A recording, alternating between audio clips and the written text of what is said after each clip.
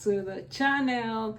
If you are new here, my name is Obi, a nurse who is passionate about mental health and addiction recovery. You are so welcome. For the old subscribers, I say thank you for watching, thank you for commenting, and thank you for sharing. For the new subscribers, I say welcome and hope this is gonna be a fun experience. Today I'll be talking about something very, very real and passionate to me. If you're a nurse or anyone in the healthcare field, even anyone else, you already know our jobs are emotionally draining. Peradventure, you're not even in the healthcare field and you have your own work. Most of the jobs we have these days are emotionally draining. When you add your family, you add your goals, you add everything else, and your mental health can always fall at the bottom of the list. It is very important that we take care of our mental health. As a nurse, I have learned this, that if I don't take care of my mind, I cannot take care of anyone else. Let's get into my actual daily routine that has helped me stay grounded, sane, and centered, even in those hard days. How do I ground myself? At the start of the day, in the early morning when I wake up, I don't touch my phone first thing. Instead, I give myself a little bit of 5 to 10, 15 minutes of silence, of prayer. I just kneel down by my bedside and I pray. I just thank God for the day. Thank God for everything He has done. Thank God for even making me to see another beautiful day. Sometimes I use a simple grounding affirmation. I just tell myself I am pleasant, I am safe, and I am called to help. But I'm not called to carry everyone alone, everything else. Sometimes again, I do take a deep breath or even a stretching before coffee. You know, there are some people that once they get to work, the first thing they do is to start taking coffee. That I don't do. No, I don't do that. What I do is I take breath work. What do I mean by breath work? Nothing fancy, just a 2 to 3 minute deep breath. And shoulder roll to release the tension. I shoulder roll to release the tension. Nurses hold a lot on in their bodies. We all know that most nurses, they hold a lot in their bodies. And this is not helpful. It's not helpful. What are my mental health check-ins in the morning? In the morning, I ask myself, how do I feel emotionally? Is there anything I am avoiding? What is that kind of thing I can do for myself? Sometimes I journal my thoughts. Sometimes I do not. Most times I always try to get consistency about it. I'm not consistent, I'm just trying. And sometimes the journaling could be messy, but that's okay. Then I get into the business of the day.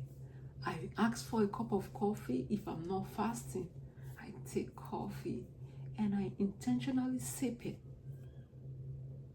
Then after I'm done, I take my schedule for the day. Someone may ask, what is that work-life balance in real life? As a nurse, it's not easy to absorb the emotions of others. So I use a mental tool I call shift off, self on. At the end of each shift, I say to myself, that was their story. Now it's time for mine. I change out of my scrub. I wash my hands like I'm washing off emotional weight. Then I turn on a light gospel music at home just to shift gear from what I've seen in the hospital. What are those stress management tools that can actually work? Yeah, what I actually use to reduce stress. no fluff. Low effort movement. Sometimes I just walk around. Even at work, we always walk around.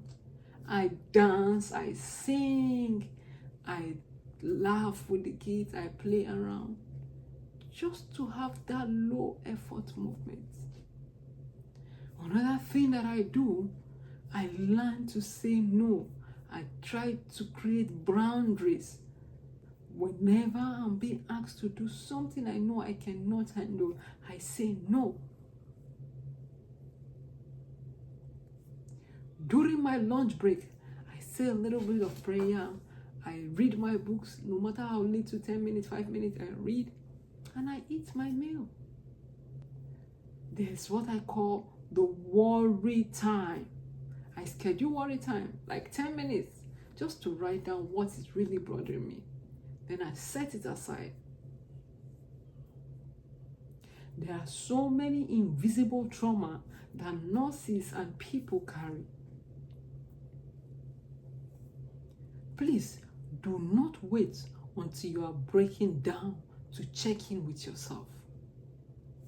As a mom and a woman of faith, my mental wellness isn't just solo.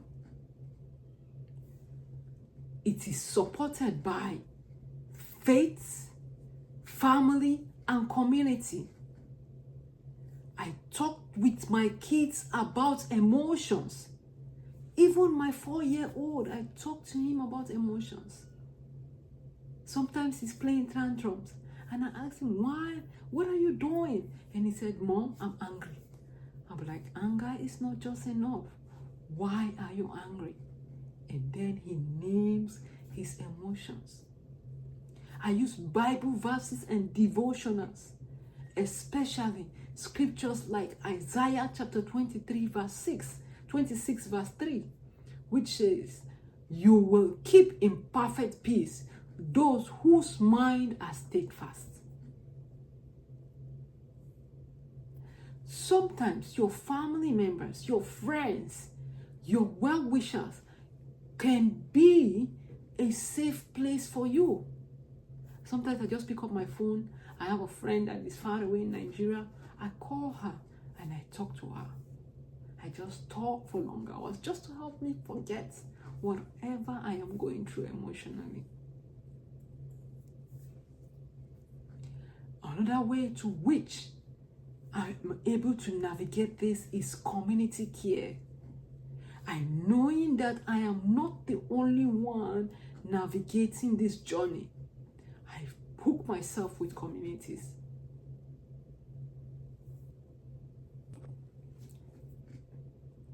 Self-care isn't just a bath in your jacuzzi. No, it is daily.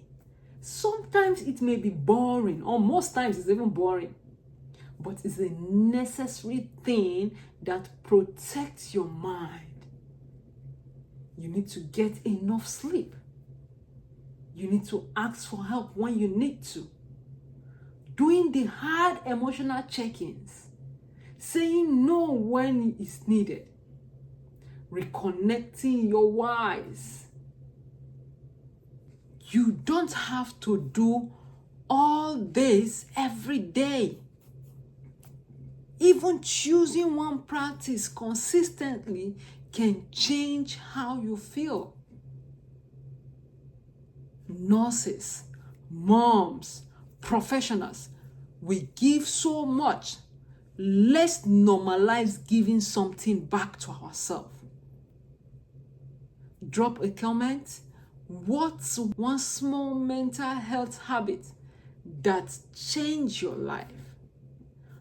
Don't forget to like, subscribe, and share this video with someone who has been putting themselves last. Thank you so much for having me.